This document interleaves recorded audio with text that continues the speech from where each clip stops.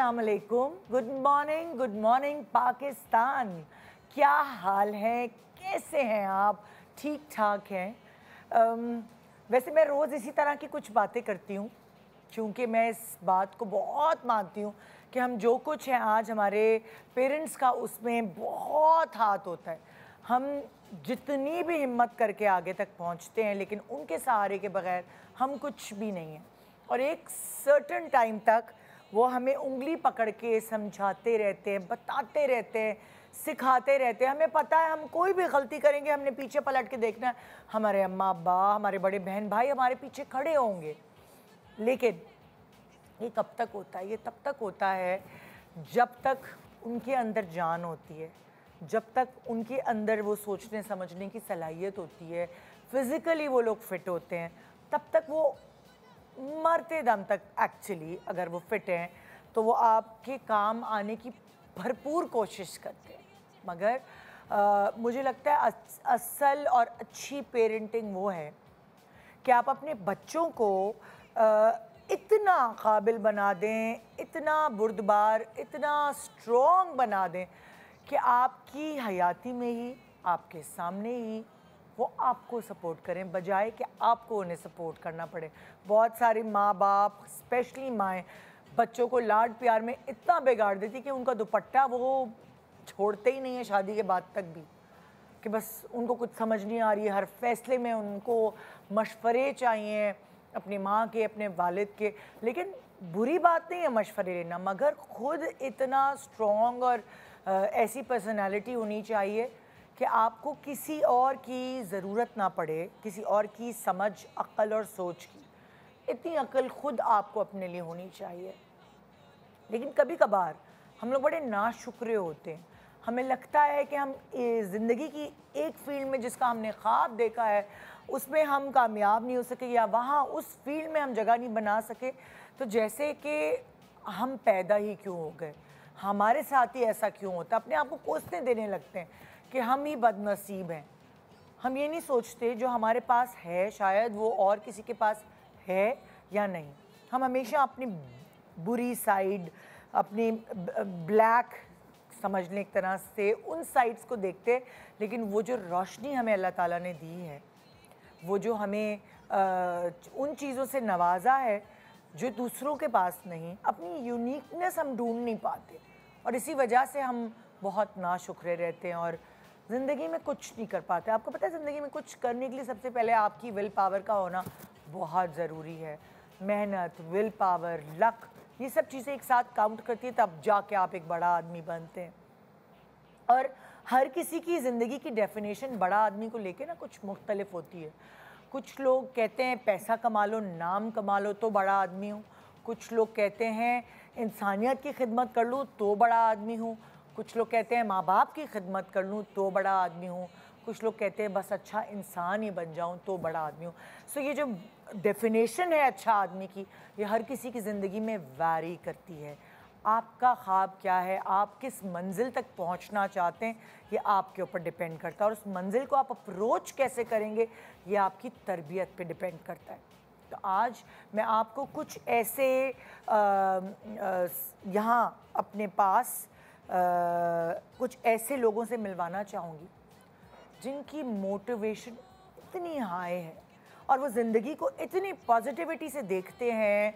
अल्लाह ने उन्हें जिस तरह का भी बनाया है वो फिर भी शुक्रगुजार हैं और उनकी बातों से मेरे ख़्याल से एक हट्टा कट्टा नौजवान कुछ सीख पाएगा। क्योंकि मुझे ऐसा लगता है कि अल्लाह ताला ने जिसको सब कुछ दिया है वो सबसे ज़्यादा नाशुक्र है।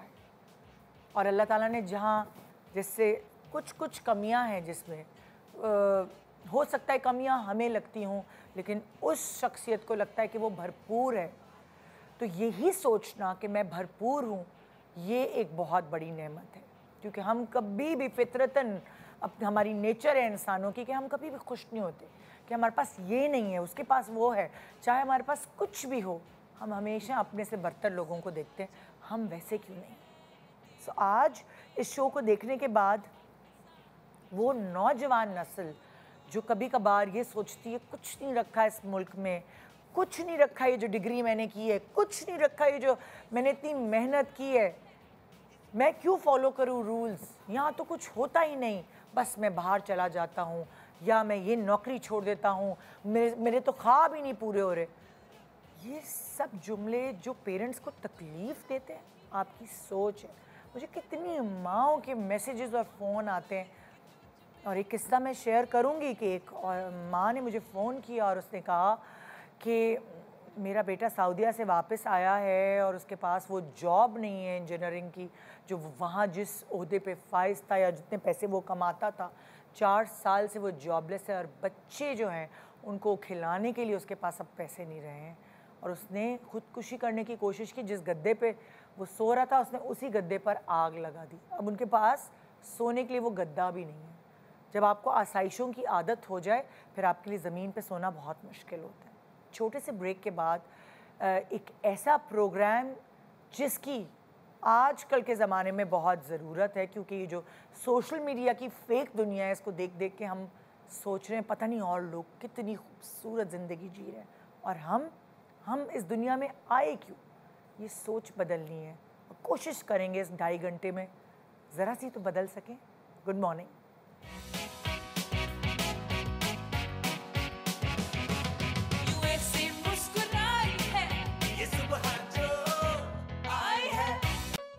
Welcome welcome back. Good morning Pakistan.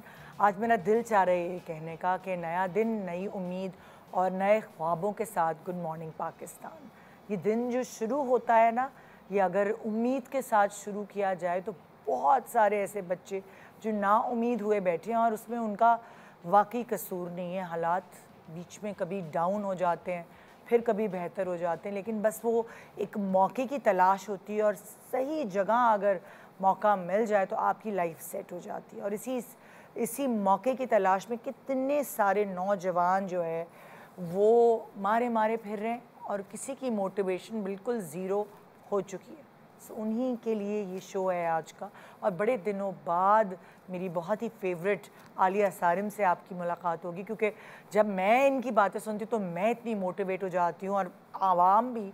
तो मैंने कहा आज के शो में तो इनके बगैर मैं कर ही नहीं सकती। अस्सलाम वालेकुम। वालेकुम अस्सलाम। कैसी हैं भाभी? ठीक है अल्लाह का आप? करम। बस आज आपने और मैंने और भी हमारे जो पैनलिस्ट हैं उन्होंने मिल के जितने भी नौजवान हैं जो दिल हार के बैठे हैं, लड़कियों के पीछे अगर दिल हारे हैं तो हम कुछ नहीं कर सकते, लेकिन नहीं, अगर तब भी नौकरी कर सकते हैं, तब भी कुछ ना कुछ बताएंगे अपने बच्चों को। हाँ ये भी, क्योंकि ये बड़े जज्बाती टीनेजर होते हैं या 20s में जो होते हैं, अर्ली 20s में ये बड़े जज्बाती होते हैं, पता नहीं क्या क्या सोच लेते हैं। फुल ऑफ एनर्जी भी होते Full हैं, of जरा सा energy। डायरेक्शन मिल जाए तो बारे न्यारे हैं पूरी कौम के। एग्जैक्टली। और मेरे साथ यहाँ आमना अलाउद्दीन क्लिनिकल साइकोलॉजिस्ट भी हैं। अस्सलाम वालेकुम। कैसी हैं आप? मैं बिल्कुल ठीक हूँ। आप खुद तो छोटी सी हैं मगर जाहिर है जो इनकी एजुकेशन है उससे ये काम बड़े बड़े कर सकती हैं। और वाकई आप लोगों का अंदाज़ा नहीं होता कि आप लोग कितने बड़े बड़े काम कर देते हैं, लोगों की ज़िंदगियाँ चेंज कर देते हैं। Thank you. है ना? मतलब किसी की हेल्प के वक्त अगर आप उसके ज़रूरत के वक्त उसकी हेल्प कर दें, सो इससे बड़ी और कोई ड्यूटी और जॉब हो ही नहीं सकती। Thank you Nida, thank you. So एक मुझे नौजवान मिल गए दिल हारे हुए, और इसी तरह जिस तरह इन्होंने दिल हारा हुआ है ऐसे बहुत सारे और नौजवान होंगे। मैं सबको तो नहीं यहाँ बुला सकती, लेकिन हाँ मैं सबका जो मोटिवेशन लेवल है वो थोड़ा अप कर सकती हूँ। मोटिवेट करने के लिए ये शो हमने डिज़ाइन किया है। मेरे साथ यहाँ बैठे हैं मुनीब नसर, और मुनीब जो है उन्होंने क्या पढ़ा हुआ है भाई? अस्सलाम वालेकुम मुनीब। वालेकुम अस्सलाम जी। क्या है आपकी एजुकेशन? मैंने मास्टर किया हुआ इकोनॉमिक्स में। थोड़ा सा जोर से बोलो, कॉन्फिडेंट जैसे जवान बोलते हैं, जोर से। मैंने मास्टर किया हुआ इकोनॉमिक्स में। अच्छा, और कितना अर्सा हो गया मास्टर किए हुए? मुझे 2 से 2.5 साल हो चुके हैं। 2 से 2.5 साल हो चुके हैं। तो मास्टर्स के दौरान उस वक्त कोई जॉब, कोई इस तरह की चीज़ की थी? नो मैम, उस टाइम मैं अपनी ओनली कॉन्सेंट्रेट किया था अपनी स्टडीज़ पर कि मैं अपनी स्टडीज़ कंप्लीट करूं, उसके बाद इंशाल्लाह हमारे मुल्क पाकिस्तान में बहुत सारी अपॉर्चुनिटीज़ आती हैं तो मैं जॉब के लिए अप्लाई करूंगा। और मैं आपकी क्या एज है? मेरी एज है 25। 25। और आपको अभी तक वो जॉब नहीं मिली या बिल्कुल कोई भी जॉब ही नहीं मिली? जी बिल्कुल भी नहीं। मैंने अभी 2-2.5 साल से, आप यकीन कीजिए कि मैं अप्लाई कर रहा हूँ, डिफरेंट जगह पर सीवीज़ ड्रॉप की हैं, लेकिन कितनी जगहों पे अप्लाई कर चुके हैं? मैं बैंकिंग फील्ड में, चूँकि मैंने इकोनॉमिक्स में किया हुआ मास्टर, तो बैंकिंग फील्ड में मैंने अप्लाई किया है। हाँ। और टीचिंग में बहुत सारे ऐसे शोबे हैं जो जिनमें बहुत अच्छी अपॉर्चुनिटीज़ होती हैं अपनी जॉब के हवाले से। तो मुझे अभी तक कोई भी ऐसा मतलब नहीं मिला क्लू कि मैं कहीं जॉब कर सकूं, मुझे कोई भी रिस्पांस नहीं मिला। क्या रूटीन होता है आपका रोज़, क्या करते हो आप? सुबह उठते हो, फिर सुबह उठता हूं तो सुबह उठते हो या सुबह नहीं उठते हो? देर से उठते हो, रात को जागते रहते हो? रात को आप यकीन करें कि रात को नींद नहीं आती है। इतना डिसअपॉइंट हो चुका हूँ। जो मेरे वालिद साहब हैं वो एक मैकेनिक हैं, मेरे 2 बड़े भाई उनके साथ काम करते हैं। मुझे चूँकि स्टडीज़ का शौक़ था शुरू से, मैं अपने स्कूल लेवल से अल्हम्दुलिल्लाह यूनिवर्सिटी लेवल तक मैं एक ग्रेड में रहा हूँ। तो लेकिन जो मेरे वालिद साहब थे वो मुझे हमेशा कहते चलो काम पे लग जाओ हमारे साथ, क्या करना है स्टडीज़ वगैरह। तो हमारे मुल्क में इतनी वो चीज़ नहीं है कि ऊपर लेवल पे आप आके जॉब आपको मिल जाए इतनी आसानी से। तो लेकिन मैं बहुत उम्मीद था, लेकिन अभी 2-2.5 साल से जिस तरह मैं डिसहर्ट हो चुका हूँ, डिसअपॉइंट हो चुका हूँ, तो मुझे कोई आसार नज़र नहीं आते कि मैं कहीं जॉब कर सकूँ। और आपको जॉब बैंक में ही करनी है और कोई नहीं आप फील्ड चूज़ कर सकते हैं? मैम देखिए, मैंने चूँकि इकोनॉमिक्स में मैंने आपको ऑलरेडी बताया किया हुआ है, तो उसमें मेरा जो एक्सपीरियंस है वो उस लेवल पे, मतलब एक मेरा जहन मानता है कि मैं उसमें ज़्यादा बेटर देन अदर जॉब। जी अच्छा। सो आप लोग बताइए क्या कह सकते हैं आप इनको? तो आपके ऊपर घर का भी प्रेशर है? मैं बयान नहीं कर सकता, I can't define in my words कि मेरे जो वालिद साहब हैं मुझे बात बात पर ताने देते हैं कि तुम्हारे 2 बड़े भाई, उनके हाथ में हुनर है, वो कमा रहे हैं और तुम देखो मतलब कि नौजवान हो, और इतनी सरपरस्ती होती है, घर के भी अखराजात आपको और पता है। आपको वो जो काम अब आपके फादर का है वो उन्होंने आपको सिखाया है? मैकेनिक का काम आपको आता है? मैं एक्चुअली सीखा नहीं हूँ, मेरा सीखे ही नहीं? शुरू से ही मेरा उसमें वो मतलब शाम को आते हैं भाई वालिद साहब आते हैं तो उनके हाथ से काले हुए होते हैं, मैकेनिक हैं जो, तो इस वजह से मेरा बिल्कुल भी माइंड उस तरफ नहीं था। मैं बिल्कुल इस तरह की ज़िंदगी लाइक एक मैं स्टडीज़ में शौक़ था, दिलचस्पी थी। तो उसी को लेके जा रहा था और अभी मतलब बहुत डिसहर्ट हूँ मैं। तो अभी आप 2 साल से सीवीज़ जमा कराते हो और 2 साल से फारिग हो, कुछ भी नहीं करते? कुछ भी नहीं कर सकता। अभी रिसेंटली मैंने सोचा है कि मैं अभी वालिद साहब की बातों से, उनके टीज़ से, उनके और भी दोस्तों वगैरह के पास जाते हैं, उनको कहते हैं कि अपने दोस्त को भी किसी काम पर लगाओ, ये भी कुछ कमाने जोगा हो जाए, ये वो। तो बहुत सारी ऐसी उनकी बातों मतलब अब बर्दाश्त नहीं होता। तो अभी रिसेंटली मैंने अब एक छोटी सी परचून की दुकान के बारे में सोचा है, मैं वो बनाऊँगा। और यकीन करें जब भी मैं सुबह उठता हूँ मुझे रोना आता है, मेरा कभी कभी दिल करता है कि मैं अपना घर से चला जाऊँ यहाँ से। और एक दफ़ा ऐसा हुआ भी था कि मैं इरादा बनाया था, मैंने कहा अब मुझसे मेरे बर्दाश्त से बाहर है, तो मैं घर से चला जाता हूँ, मतलब इससे ज़्यादा बर्दाश्त नहीं हो रहा था मुझसे। तो मेरी वालिदा ने रोक लिया, मतलब उससे आगे मेरी हिम्मत नहीं चल सकती। मतलब जी भाभी, गुफ्तगू कीजिए मगर एहतियात के साथ, लोग मर भी जाते हैं अल्फाज के साथ। ये मैं ज़माने के लिए तो बोलती हूँ, मुझे नहीं मालूम था कि मुझे माँ बाप को भी ये बात कहनी पड़ेगी कि आपके अल्फाज से आपकी औलाद बिल्कुल अपनी हिम्मत खो रही है। माँ बाप तो इंस्पिरेशन होते हैं, हौसला देते हैं, लेकिन आपने अम्मा का जिक्र किया, अगर ना करते तो मैं खुद तुमसे पूछती कि अम्मा किधर हैं, क्योंकि अम्मा की दी हुई ताकत इंसान के साथ चलती है। आपकी 2-3 चीज़ें जो मैंने सुनी है, जैसे आपने कहा कि हाथ काले हो जाते थे, रिस्क के हलाल कमाने में हाथ काले हो जाएं तो बहुत अच्छी बात है, बजाय इसके कि मांगना पड़े या हराम कमाने में मुंह काला हो जाए, वो हाथ काले होना बहुत बेहतर बात है। अगर ज़िंदगी में आप, हर शख्स उड़ना चाहता है, उड़ना चाहते हैं तो उड़िए, कोई मसला नहीं है, लेकिन अगर उड़ नहीं सकते तो चलना सीखिए, चल नहीं सकते हैं तो क्रॉल करना सीखिए, क्योंकि आपने आगे बढ़ते रहना है, इसी का नाम ज़िंदगी है। जो आपके गोल्स हैं वो आपको ज़रूर मिलेंगे, लेकिन आप ज़िंदगी में इतने लोगों को देखेंगे कि जो उनकी फील्ड थी जिसमें उन्होंने तालीम हासिल की उन्होंने वो काम नहीं वो कर सके। जब वो प्रैक्टिकली आए तो अल्लाह ने उनके लिए जो ज़रिए माश रखा था वो कुछ और रखा था। और ये दिल नो कहना नहीं जानता।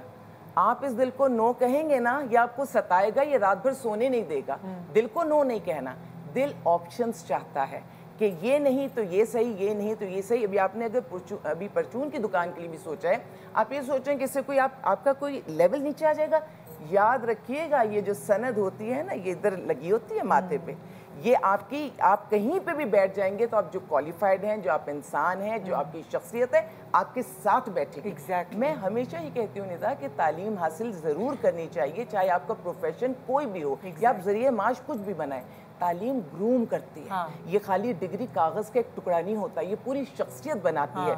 लेकिन घर वालों को इस चीज़ को समझना चाहिए कि अगर थोड़ा वक्त आगे पीछे है तो थोड़ा सा सब्र करें। आपका बच्चा अगर अभी क्रॉल कर रहा है तो कल चलेगा, फिर दौड़ेगा, फिर उड़ेगा।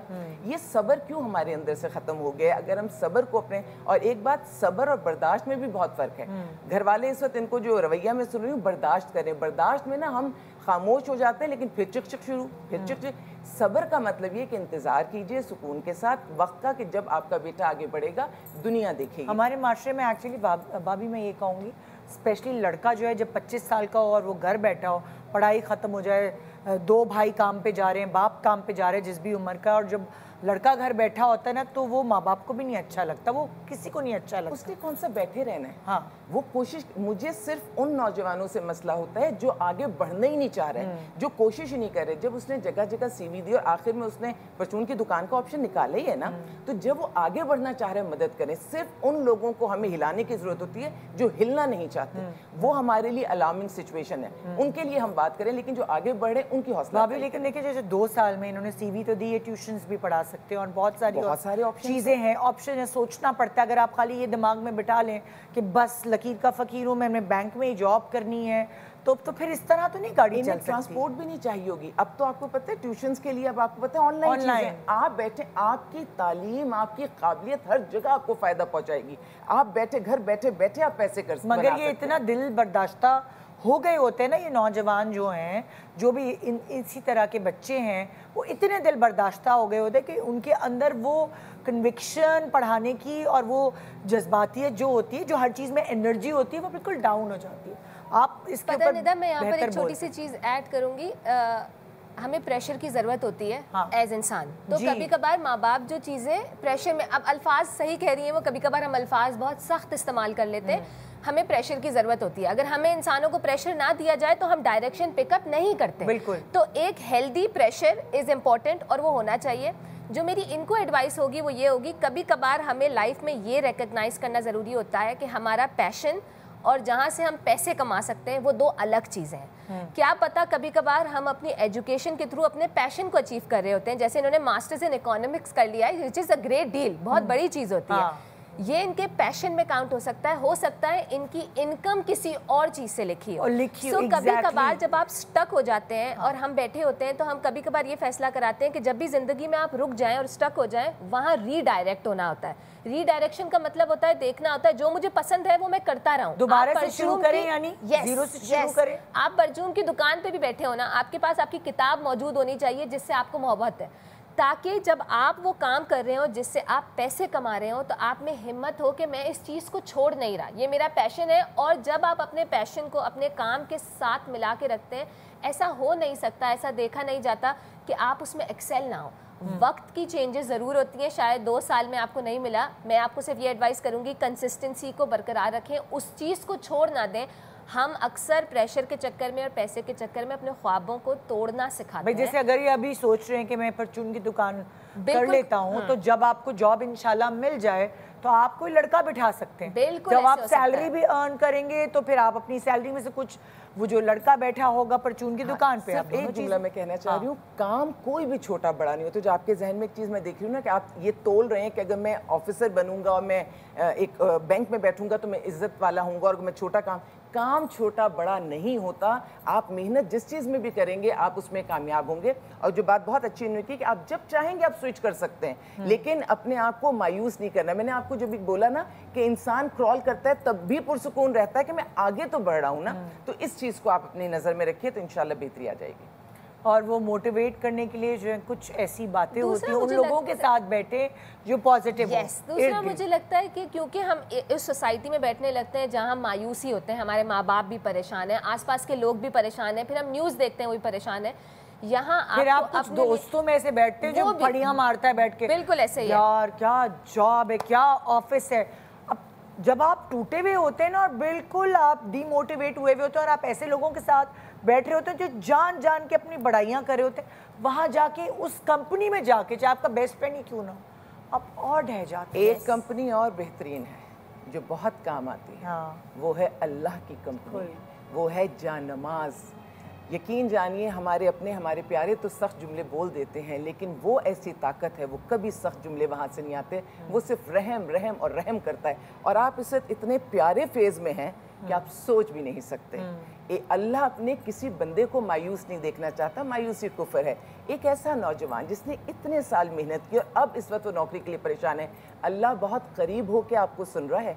जो आप सोचेंगे अल्लाह आपको उधर ही लेकर जाएगा। अच्छा, पेरेंट्स का क्या लेवल होना चाहिए प्रेशर का, वो भी तो पेरेंट्स को पता होना चाहिए ना, क्योंकि कभी कभार पेरेंट्स भी औलाद को बिल्कुल अपनी जागीर समझते हैं, जबकि अगर पेरेंट्स के हुकूक हैं तो औलाद के भी हुकूक हैं। सो और हमारे यहाँ पाकिस्तान में वेस्ट में तो 18 साल का बच्चा होता है और वो बाहर होता है कि अपने बिल्स खुद दो, अपने खुद मतलब ढूंढो रहने की जगह, और बच्चे 3-3 जॉब कर रहे होते हैं, पढ़ाइयाँ छोड़ देते हैं क्योंकि उन्होंने अपने खर्चे पूरे करने होते हैं। सो हमारे यहाँ ऐसा नहीं है। हमारे यहाँ बूढ़ा बाप जब तक उसकी हड्डियों में दम है वो कमाता रहेगा, बच्चे की शादी भी कर देगा अगर वो नहीं settle.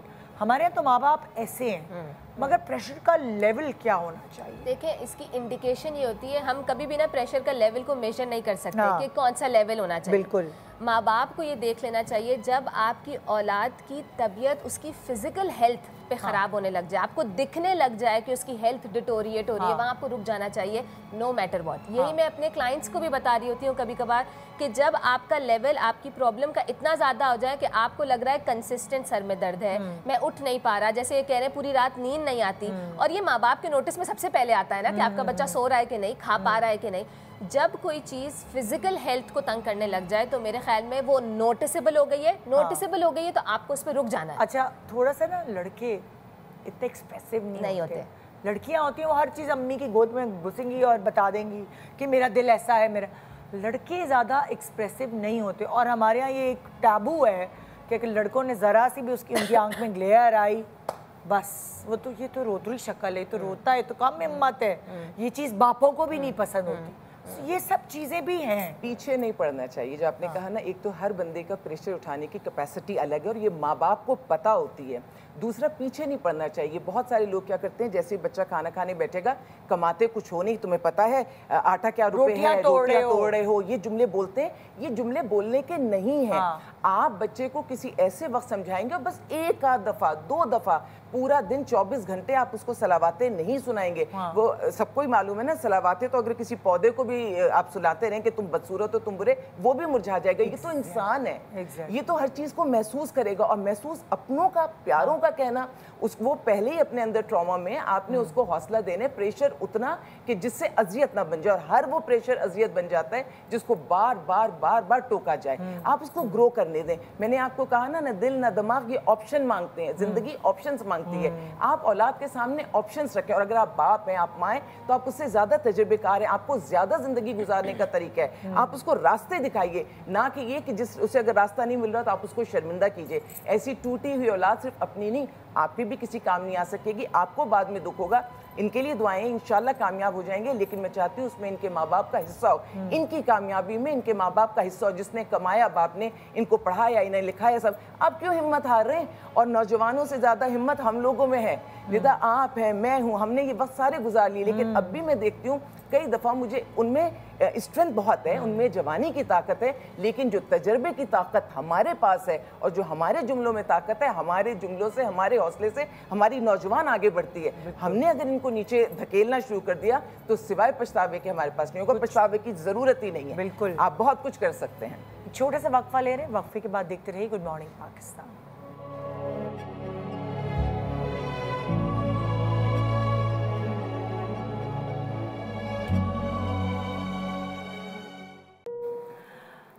Welcome back, good morning Pakistan. हम सिर्फ नौजवानों की बात क्यों करें, हम सिर्फ आदमियों की, लड़कों की बात क्यों करें? मोटिवेट तो हमें उन ख़वातीन को भी करना है जो घर में बैठी हैं और एकदम उनके ऊपर कोई बर्डन पड़ता है और वो उसको सहने के लिए, उसको ढोने के लिए तैयार नहीं रहती।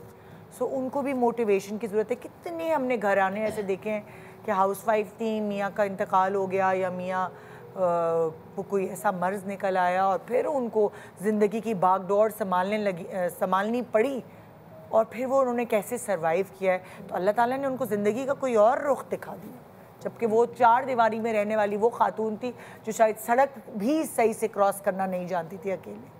अल्लाह जानता है किसमें क्या ताकत है। अगर उसने आप पे कोई वक्त रखा है तो उसको निकालना आता है। और मैं कहती हूँ मुश्किल वक्त अल्लाह सब पर डाले, लेकिन उतना जितना वो बर्दाश्त कर सके, क्योंकि उसी वक्त में तो आपको पता चलता है आपके पास कितनी सलाहियतें हैं। जब आप कंफर्ट जोन में रहते हैं तो कई दफ़ा आपको मालूम ही नहीं होता आप ये भी कर सकते हैं, आप ये भी, आपको लगता है आप मोहताज हैं, फलाना शख्स ये काम करेगा तो होगा, लेकिन अगर वो शख्स वहाँ नहीं होता फिर आपको पता चलता है। कभी कभार आपको खुद भी आजमाना पड़ता है, आपको खुद नहीं पता होता कि आप कितने टैलेंटेड हैं, तो वो चीज़ें तब नजर आती हैं। सो हमारे साथ यहाँ इस वक्त बैठी हैं परवीन, और परवीन जो है वो क्यों दिल बर्दाश्ता हुई हुई हैं, डिमोटिवेट हुई हुई हैं, वो ये खुद ही शेयर करेंगे आप लोगों से।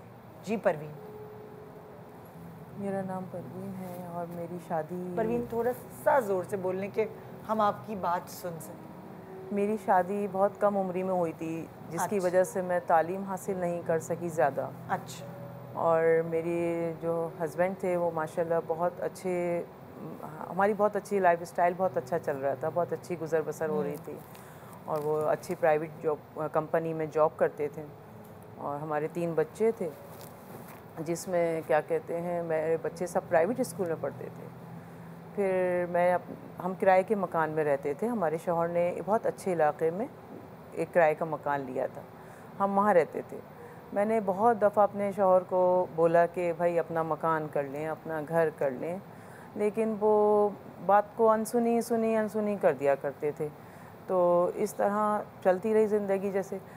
लेकिन फिर अचानक ही मेरे शौहर का हार्ट अटैक में हार्ट फेल हो गया, तो बस वो फिर चले गए दुनिया से। फिर मैं समझ लें कि मैंने अपने बच्चों को खुद ही पाला पोसा। आप कुछ काम करती थी पहले जब वो हयात उस टाइम में मैं खुद कोई काम नहीं करती थी। जब वो हयात थे माशाल्लाह मेरा खुद अच्छे, कहती रही हूँ, लाइफ स्टाइल मेरा बहुत अच्छा था। मेरे घर में मासी हुआ करती थी, मेरे बच्चे प्राइवेट स्कूल में पढ़ते थे और मतलब ये कि हर तरह से हम लोगों को बहुत अच्छा चल रहा था। वेल सेटल्ड थे, बहुत अच्छे वेल सेटल्ड लोग थे हम। फिर जब मेरे शौहर की डेथ हो गई उसके बाद हमने इलाका भी चेंज किया। बिल्कुल एक कमरे के किराए का मकान मुझे लेना था, तो मुझे एडवांस का बंदोबस्त करना था। मेरे पास एक सिलाई मशीन थी, मैं उस पर सिलाई करती थी, बहुत मतलब कपड़े सीती थी। लेकिन मुझे चूँकि एडवांस और बिजली का बिल भरना था, बिल बहुत ज़्यादा आ रहे थे, मजबूरी थी, मेरे पास इतना नहीं था कि मैं बच्चों को मतलब कि प्राइवेट स्कूल में पढ़ा सकूं। तो मैंने अपने बच्चों को गवर्नमेंट स्कूल में दाखिला करा दिया और एक कमरे के मकान को किराए पे लेके वहाँ शिफ्ट हो गई। एडवांस देने के लिए मेरे पास पैसे नहीं थे, फिर भी मैंने जैसे तैसे अपना जो भी सामान छोटा मोटा घर में मेरे अपने पहले के था, मैंने वो सब बेच बाच के मैंने एडवांस दे के अपना शिफ्टिंग कर ली। फिर सिलाई करती रही, मुझे सिलाई आती थी। सिलाई से मैं अपने घर का राशन पानी भी चलाती थी, बच्चों को स्कूल का भी देखना होता था। ये सब कुछ मैंने अपने सिलाई से करती थी। अब सिलाई चूँकि इतनी ज़्यादा एकदम से नहीं आती थी, नहीं इतना मैं नहीं कर पाती थी। फिर एकदम बिजली का बिल इतना ज़्यादा बिजली का बिल आया कि मैं परेशान हो गई कि मैं कहाँ से पे करूँगी ये इतना बिल। तो मुझे मजबूरन अपनी सिलाई मशीन भी बेचनी पड़ी। मैंने सिलाई मशीन बेच के बिजली का बिल अदा किया। उसके बाद मैं क्या करती, मुझे अपने बच्चों को पालना है, बच्चों को जैसे तैसे लेके चलना है, मैं करूँ तो क्या करूँ, मेरी कुछ समझ में नहीं आ रहा था। मैं रो पड़ी, निढाल हो गई। फिर मेरी पड़ोसन जो मेरी बहुत अच्छी दोस्त है, उसने मुझे मशवरा दिया कि तुम ऐसा करो कि घरों में झाड़ू पोछा मासी का काम कर लो, बर्तन धो लो, कपड़े धो लो, कुछ कर लो, ताकि जिस तरह भी तुम्हारी मेहनत करो, गुजर बसर करानी है बच्चों को साथ है। फिर मजबूरन मुझे ये कदम उठाना पड़ा। मैं बहुत रोई सोच सोच के कि एक टाइम ऐसा भी था मेरे शौहर के साथ कि मेरे ख़ुद के घर में मासी हुआ करती थी, सारे काम मासी से मैं करवाती थी। आज मुझ पे ऐसा वक्त पड़ा है कि मैं खुद घरों में झाड़ू पोछा कर रही हूँ, बर्तन धो रही हूँ, कपड़े धो रही हूँ, सिर्फ क्या कि अपने बच्चों के लिए, अपने बच्चों का मुंह देख के। वरना अगर बच्चे ना होते तो मैं तो अपने आप को ख़त्म ही कर चुकी होती। बच्चे कहते हैं पाँव की बेड़ियाँ होती हैं, तो बस मैं बच्चों की वजह से मजबूर हो गई। और अपने बच्चों को मुझे अच्छा पढ़ाना लिखाना था, और छोटे थे मेरे बच्चे जिस वक्त इनके वालिद साहब की डेथ हुई। तो मैंने जैसे तैसे घरों में झाड़ू पोछा किया, तो मुझे बड़ा रोना आया। एक टाइम ऐसा था कि वाकई कभी हमने कि अपने घर में मासी रखी हुई थी, आज हम दूसरों के घरों में कपड़े धो रहे हैं। तो सबका वक्त एक जैसा नहीं रहता। अच्छे वक्त से बुरे वक्त में आए तो मैंने बहुत अपने आप को संभाला, बहुत संभालने की बहुत कोशिश करी। मैं टूट सी गई। अभी आपके बच्चे कितनी रह गई है उनकी एजुकेशन? अभी मेरा बेटा जो है एक 5 क्लास में है, और एक जो है अभी उसने मैट्रिक का पेपर दे रहे हैं, और बड़े वाले जो हैं वो बीकॉम में हैं, वो पढ़ रहे हैं। जब वो लोग पढ़ लिख जाएंगे और जॉब्स पे लग जाएंगे इंशाल्लाह ताला, तो फ्यूचर बेहतर हो जाएगा। और कहते हैं ना कि अच्छे दिन नहीं रहे तो बुरे दिन भी नहीं रहे। और बच्चे पैर की बीड़ी नहीं होते, ये हौसला होते हैं, ये मोटिवेशन होते हैं, ये हमारा जिंदा रहने का सहारा होते हैं, ये हमारा मकसद होते हैं। आपकी ज़िंदगी बामकसद है, आपको डिप्रेशन नहीं हो सकता। बामकसद लोग जो फोकस्ड हैं कि उन्होंने क्या करना है, ये असल में आप जो जिस मुश्किल से गुजर रही हैं शेल्टर होम में, आपको पता है सारी मरी शेल्टर होम में इसी तरह गिर कर टूट के लोग आ रहे होते हैं। तो मैं हमेशा उन्हें यही समझा रही होती हूँ, देखिए वो कहते हैं हम तो ज़कात देने वाले थे भाभी, आज ज़कात पे हम पल रहे हैं। तो मैंने कहा ये निज़ाम अल्लाह का बनाया हुआ है, ज़कात देना या लेना एक सिस्टम है। और इनकी जो भी इस वक्त कैफियत है उसमें कहती हूँ रिश्तेदारों का यहाँ पे रोल है। यहाँ जैसे आपने अपनी दोस्त का कहा जिन्होंने मशवरा दिया, यहाँ दोस्तों का, रिश्तेदारों का रोल है। जिसको देखो ढूंढते हैं कि हम किसकी मदद करें, बैठे होते हैं लोग आपके सामने, आपके मोहल्ले में, आपके रिश्तेदारों में, आप उन्हें, और ये जो सड़क पर बैठ के जो मांगते हैं उनको नहीं दीजिए, बल्कि ऐसे लोगों को ढूंढा जाए। और उन्हें और उसमें मैं कितने लोगों को जानती हूँ जो आप जैसे लोगों के साथ जुड़ जाते हैं। अल्लाह करे आज भी कोई इस प्रोग्राम को देखे और आपके साथ जुड़ जाए कि वो क्या करते हैं, एक ख़ास मुद्दत तक वो आपको सपोर्ट करते हैं। अच्छा ये बच्चे की फ़ीस है, बस ये इतने टाइम तक हम देंगे, इसके बाद फिर आप इंडिपेंडेंट, बल्कि ये कहते हैं कि हमने आपका दिया जलाया, अब आप आगे दिया जलाएंगे। और भाभी बहुत सारे लोग महीना भी बांध देते हैं कि आपको मांगना ना पड़े, आप बता दें अपने इजी पैसा अकाउंट या जो भी आपका अकाउंट है। बहुत सारे लोग ऐसे हैं, मैंने देखा है। डायरेक्ट फीसेस देते हैं जी, वो आपको पैसे नहीं देंगे, और ये बहुत अच्छा तरीका है। इवन मेरा इदारा भी पैसे देने को पसंद नहीं करता। आपके पास राशन है तो राशन चला जाएगा, आपके बच्चों की फीसेस है तो वो हो जाएगा, ईद बकरीद जो भी गोश्त चाहिए वो बकरीद में भी गोश्त जाएगा इंशाल्लाह, कपड़े जाएंगे जब ईद आती है। यानी हम उसको, वजह उसकी ये है कि हमने ज़िंदगी में ये देखा है कि पैसा जो है ना, पैसा मिसयूज़ भी हो जाता है। लेकिन जब आप किसी की वो सहूलत पैदा करते हैं, जैसे मिसाल के तौर पे अब भी अगर बच्चा तालीम हासिल कर रहा है लेकिन घर में अगर कोई खाने की ख्वाहिश है, भाई खाने में दाल चटनी खा लो, फ़र्क नहीं पड़ता, बच्चे की फ़ीस को उधर खर्च नहीं होना चाहिए। उस वक्त आप अपने ऊपर सब्र कर लेते हैं, बर्दाश्त कर लेते हैं, लेकिन आप पैसे को सही जगह इस्तेमाल करते हैं। जो तकलीफ नहीं होती उसको बहुत सारी चीज़ें समझ नहीं आ रही होती हैं, लेकिन जो न्यूट्रल बंदा होता है ना, जो उस पिक्चर से ऊपर होकर पिक्चर को देखता है, वह अगर आपका हमदर्द है आपके लिए अच्छे फैसले करेगा। वो स्ट्रेट अवे पैसे देगा, आज दाल चटनी, कल जब वो नौकरी पर लगेगा तो वही आपके लिए मुर्गी भी लाएगा, वही आपके लिए गोश्त भी लेकर आएगा। तो चीज़ें इस तरह चलती हैं। अब आप मैं चाहूँगी कि आप ऐसी ख़वातीन, क्योंकि खाली ये एक नहीं है, ऐसी बहुत सारी होंगी जो स्क्रीन के उस पार हमें बैठ के देख रही होंगी। सो आप इस वक्त के लिए, जिस वक्त से ये गुज़र रही हैं और दिल हार गई हैं, क्योंकि जब बंदे का दिल हार जाता है ना, वो उससे कुछ काम ही नहीं होता, वो कुछ भी कहीं भी एक्सेल ही नहीं कर सकता। अब वो बंदा जो कहता है, जो हर हाल में खुश है, ये एक नेमत है उसके पास, वो कहता है मैं जो काम करूँ ना उसमें एक्सीलेंट हूँ। मैं अभी इनकी बात सुन रही थी और आप लोगों की बात सुन रही थी, तो मैं सोच रही थी कि हम इनकी जगह पे ना आके कभी भी समझ नहीं सकते वो तकलीफ जो वो ये समझाने की कोशिश कर रही है। पहले तो हमें ये रिकग्नाइज करना चाहिए कि हम इंसानों का ना वो पेन नहीं समझ सकते जो वो गुजर रहे होते हैं। और जिस कैफियत में वो होते हैं, हमारे लिए दूर से उस चीज़ को देख के उस पर मशवरा देना आसान होता है, बिल्कुल उस चीज़ में रह के वो ट्रांजिशन देखना नहीं होता। यहाँ ना मुझे प्रॉब्लम इनकी ज़िंदगी नज़र नहीं आती, हम नज़र आते हैं। मैं ऐसे क्यों बोल रही हूँ, एज ए थेरेपिस्ट भी मुझे लगता है सोसाइटी इज़ अ प्रॉब्लम ना। सोसाइटी प्रॉब्लम क्यों है, हम मदद करने वाले प्रॉब्लम क्यों है? क्योंकि हमने ही तो हकारत बना दी है ना कुछ चीज़ों को कि ओ काम करना अच्छा नहीं होता। हम अपनी मासियों को मासियाँ बोलते हैं, हमारे पास अच्छे जुमले ही नहीं हैं इन चीज़ों को इस्तेमाल करने के लिए। ये वो जॉब्स हैं जिनकी हमें ज़रूरत सबसे ज़्यादा है, पर हमें उनको इज्जत से पेश करना नहीं आता। निदा, मैं बाहर पढ़ने गई हूँ और मैंने वहाँ पर जो स्वीपर्स का हाल देखा है, मुझे लगता है कभी कभार मैं अपने कपड़े देखती थी कि मेरे कपड़े ठीक हैं, क्योंकि वो इतना अच्छा टाई शाय खुश इखलाक खुश लोग होते थे। मुझे लगता है यहाँ सोसाइटी को प्ले करना होता है पार्ट। यहाँ ये कुछ भी नहीं कर सकते अगर हम इनको खड़ा ना करें। किसी की मदद करना सिर्फ उसको पैसे देना या उसके काम आसान करना नहीं होती। किसी की मदद ऑन लार्जर स्केल होती है कि हम अपने नज़रिए बदलें, हम आसपास इनको ये बताएं कि काम तो वाकई कोई छोटा बड़ा नहीं होता। लेकिन देखें, आज मुझे भी कोई बोले जाके किसी के घर में काम करना है, तो मुझे इनकी जगह समझ आएगी कि वो तकलीफ़ कैसे होती है। तो मेरा इनसे भी मशवरा यही होगा, और मेरा आसपास जो लोग हैं जो इनको सुनते भी हैं उनसे भी मशवरा ये होगा, इस वक्त में सबसे ज़्यादा ज़रूरत होती है ऐसे लोगों से बात करना जो आपको सोसाइटी के अंदर इंक्लूडेड फील कराएं। जितना ज़्यादा आप कटते जाएंगे, क्योंकि हम ऐसे काम करना शुरू करते हैं तो हम खुद शर्मिंदगी से लोगों से दूर होते जाते हैं। जितना ज़्यादा हम कटते जाएंगे, हम उतना ज़्यादा मायूस होते जाएंगे। सो इस वक्त आपको हिम्मत ये पकड़नी होती है कि आप लोगों के बीच में रहें। और जब मैं लोगों की बात कर रही हूँ तो लोग वो जो आपको आपकी हिम्मत अफजाई कर सकें, आपको बता सकें कि ये वक्त है जब खुदा ने वो भी नहीं रखा तो ये भी नहीं रखा जाएगा। ये तो गिवन फैक्ट है। आप देखें, जब हालात अच्छे होते हैं तो जिन लोगों के आप बीच में बैठते हैं, और जब हालात बुरे होते हैं तो वो लोग चेंज हो जाते हैं। अच्छा है जो बुरे लोग थे छट गए ना, जो आपसे किसी मतलब से आपके पैसे से मिलते छट गए, आप उसमें भी खुश हो जाइए कि अब जो चंद लोग भी हैं वो प्योर हैं, वो हैं जो वाकई आपको चाहते हैं। और माशरे में हमारे पास जो हमारी ज़रूरत से ज़्यादा है वो हमारे प्यारों का है। माशरा अगर इस चीज़ को समझ ले कि जो इजाफी चीज़ हमारे पास है वो किसी दूसरे का हक है। और मुझे हैरत होती है कि हम मुस्लिम्स होकर ये चीज़ नहीं समझते, हम नॉन मुस्लिम्स को देखते हैं कि वो कितनी चैरिटी कर रहे होते हैं। चैरिटी हम लोग भी करते हैं, लेकिन वही वाली बात है कि अल्फाज का चुनाव, किसी की इज्जत।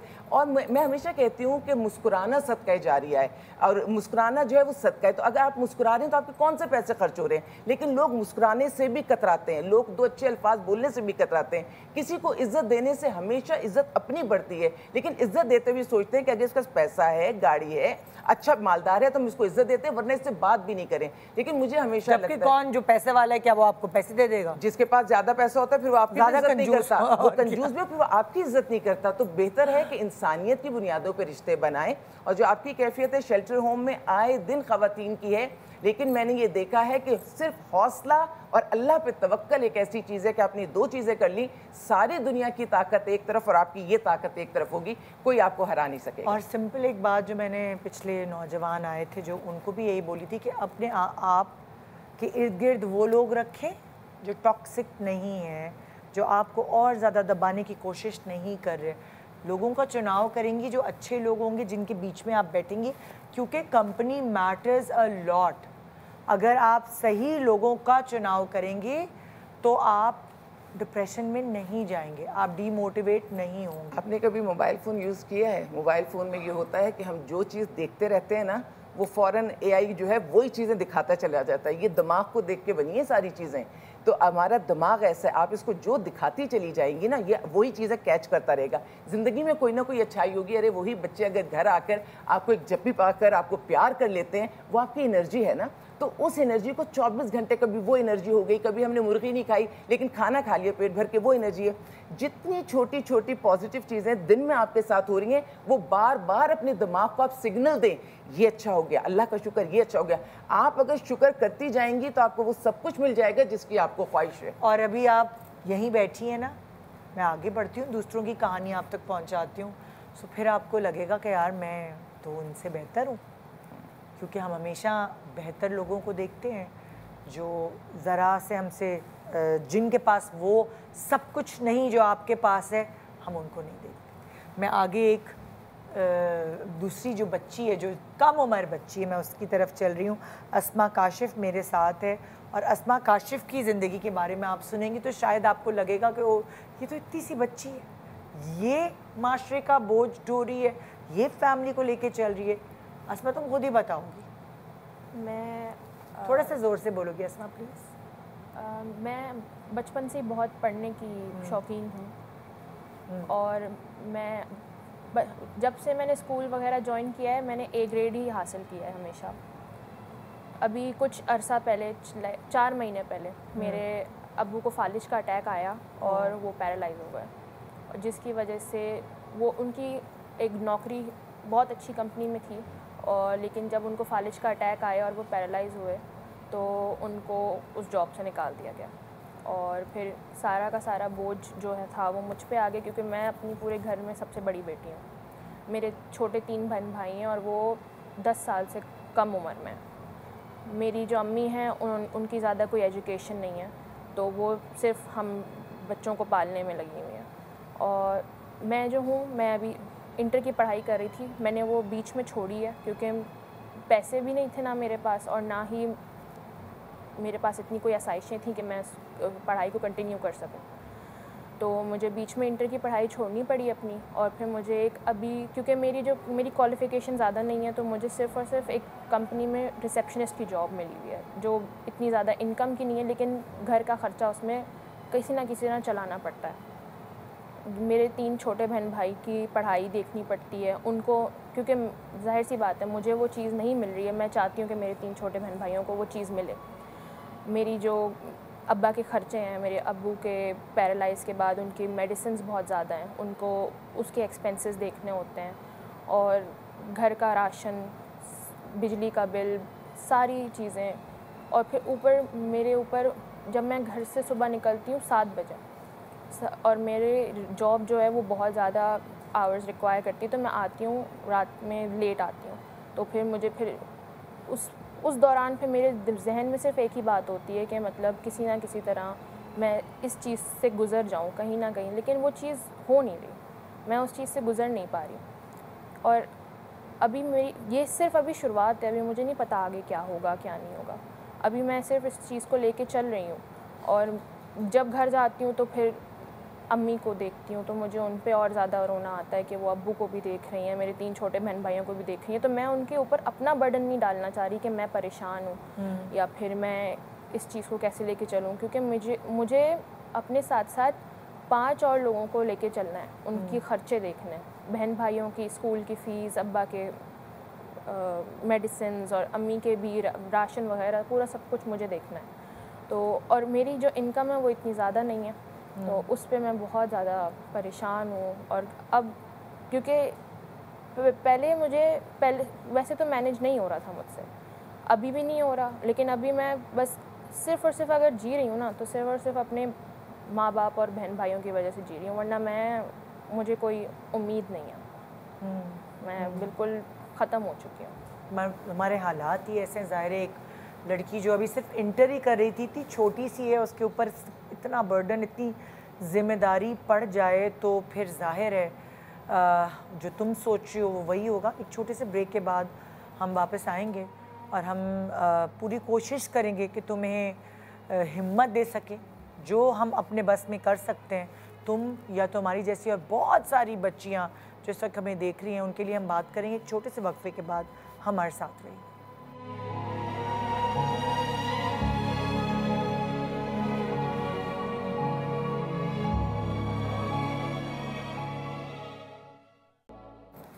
Welcome back. Good morning Pakistan. इस वक्त मेरे पास वो शख्सियत मौजूद है जिसकी विल पावर बहुत स्ट्रॉन्ग है, जिसका दिमाग अपने लिए बहुत कुछ चाहता है, बहुत कुछ सोचता है वो, और ये जो यहाँ तक पहुँचा है वो पढ़ लिख कर, वो अपने उसी जज्बे के थ्रू पहुँचा है। और यहाँ बेसिकली ये शो हमने इनके लिए ही सजाया है, जो अभी हम सारे लोगों से आपको मिलवाते रहे, और बेसिकली अब आप मोएज़ शौकत से मिलने वाले, जो कि एक यंग यूनिवर्सिटी स्टूडेंट हैं, BSB कर रहे हैं, ये मोटिवेशनल स्पीकर हैं, और साथ FOP वॉरियर हैं। अब FOP क्या है? एक ऐसी बीमारी है जिससे ये गुज़र रहे हैं, उसके बारे में इनकी मदर भी इनके साथ हैं, और सीमी शौकत इनकी मदर हैं। इनसे बात करेंगे और इनको इस वक्त हमारी, देखिए कभी कभार होता है इंसान अपनी हेल्प करता है, पूरी ज़िंदगी हेल्प करता रहता है, क्योंकि इंसान ने अपना बोझ खुद ढोना होता है। मगर जब वो उस स्टेज पर पहुंच जाए जहां उसको अपने प्यारे और इंसानों की हेल्प की ज़रूरत है, तो फिर वो उस चीज़ से पीछे नहीं हटना चाहिए, क्योंकि कोई ना कोई अल्लाह का बंदा ऐसा है जो अल्लाह ने ही भेजा है वसीला बनाकर, जो उसकी मदद करेगा और वो जो उसके जज्बे हैं उनको ज़िंदा रखेगा। अस्सलाम वालेकुम, आप दोनों को वेलकम करती हूँ। मोएज़, अस्सलाम वालेकुम। कैसी हैं आप? मैं ठीक हूँ मोएज़, और सीमी आप कैसी हैं? शुक्र अल्लाह का, ठीक हूँ मैं भी। सीमी, मैं चाहूँगी सबसे पहले तो FOP क्या है मोएज़ के बारे में, और मोएज़ के बारे में मैं शुरू से पूछना चाहती हूँ, जब ये पैदा हुए थे कितने और इनके बहन भाई हैं, ये सारे सवाल एक साथ मैं आपसे करना चाहूँगी। ये क्या हुआ मोएज़ को इस तरह? इसके टोस पैदाइशी टेढ़े थे। अच्छा, जब ये पैदा हुए, हाँ जी, कितनी आपके और कितने बच्चे? मेरी 4 बेटियां, 1 बेटा है। 4 बेटियां और 1 बेटा। हाँ जी। और मोएज़ से बड़े हैं बच्चे या मोएज़ सबसे छोटे? नहीं, ये मिड में है, 2 बड़ी बेटियां, 2 छोटी हैं। अच्छा, तो जब मोएज़ पैदा हुए थे तभी डॉक्टर्स ने आपको कहा था कि इनके पैर टेढ़े हैं? पाँव नहीं, सिर्फ टोस, ये पाँव के इसके अंगूठे से? हाँ जी। उस वक्त और कोई और प्रॉब्लम नहीं? कोई इशू नहीं था। अच्छा, फिर जैसे थोड़े से बड़े हुए तो आपने इनके अंदर चेंजेस महसूस की जो आम बच्चों के अंदर नहीं? डॉक्टर को चेक करवाया था, वो कह रहे कि दोनों तरफ बोन होती है, इसकी एक है और एक नहीं है।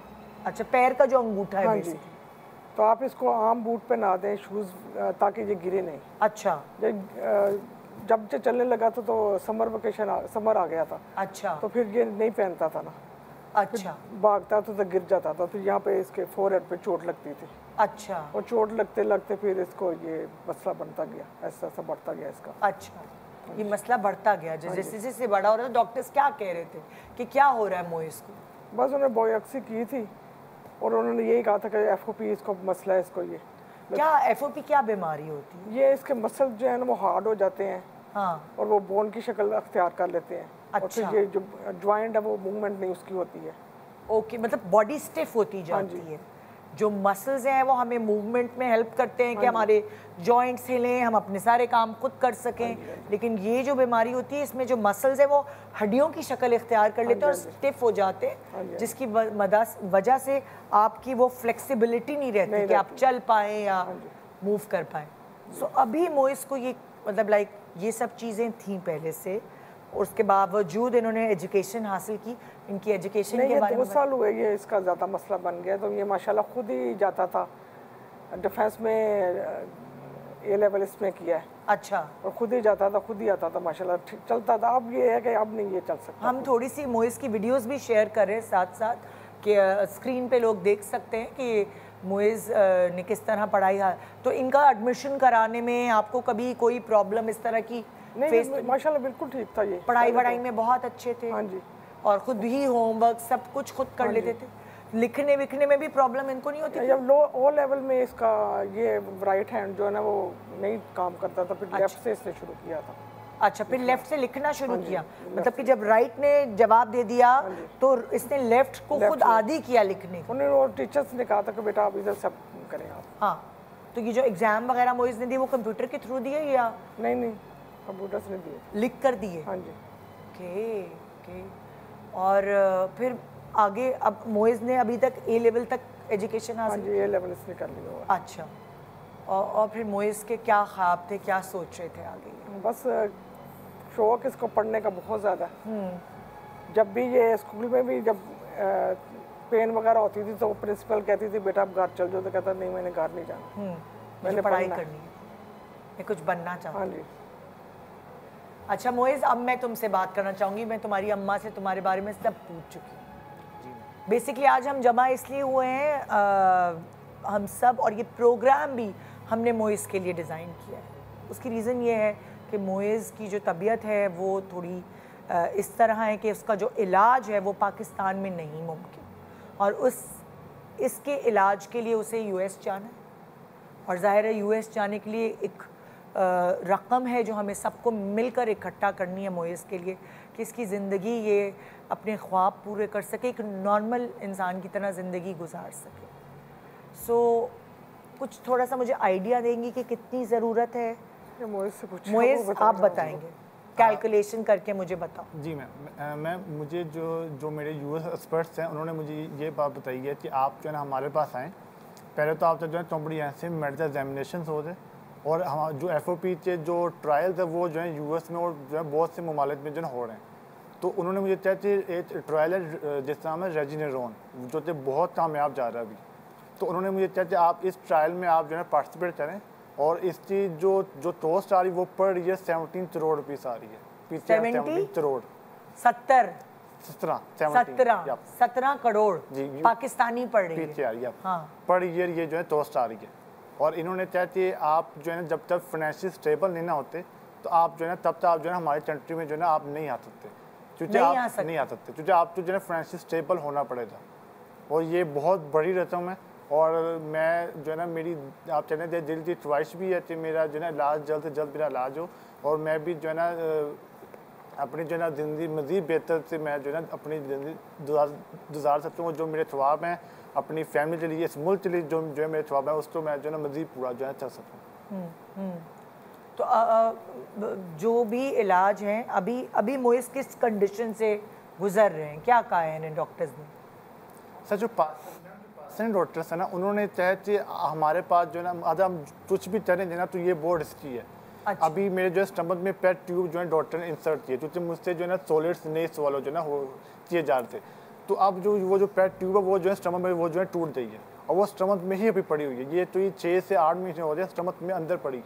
अच्छा। किसी डॉक्टर ने जो है ना तो ये जो है ना उन्होंने जो है ना आगे नहीं बढ़ रहे थे, मुझे वो ट्यूब जो है ना बाहर निकालना है। मुझे वो ये कहना चाहिए अगर हमने ये रिस्क लिया था, हमने आपको एनेस्थीसिया दिया तो हमें श्योरिटी नहीं थी आप जो होश दोबारा आती है या नहीं आती। मुझे जो हालत है वो बहुत वर्स होती जा रही है, और जितना हम जो है जितना डिले हो रहा है उतनी जो है मज़ीद जो है ना हालत वर्स हो रही है। मुझे ब्रीथिंग प्रॉब्लम्स भी हैं। अच्छा। मेरे लंग्स में जो है ना एयर भी है, जिसकी वजह से मुझे ब्रीथिंग का जो है इशू जो है बहुत ज़्यादा मुझे होता है। ओके सो मोइज़ कुछ इकट्ठा कर पाए अभी, क्योंकि हमने आपके बैंड में अकाउंट डिटेल्स यहाँ चलाई हुई है, जो भी इस वक्त पाकिस्तान में है या पाकिस्तान से बाहर और मोइज़ को ज़िंदगी की तरफ लेकर आना चाहता है, क्योंकि वो जिस कंडीशन से इस वक्त गुज़र रहे हैं वो ज़ाहिर है उन अल्लाह ना करे खुदा ना खास्ता वो उनको जिस तरफ ले जा रही है वहाँ सिर्फ अंधेरा अंधेरा है।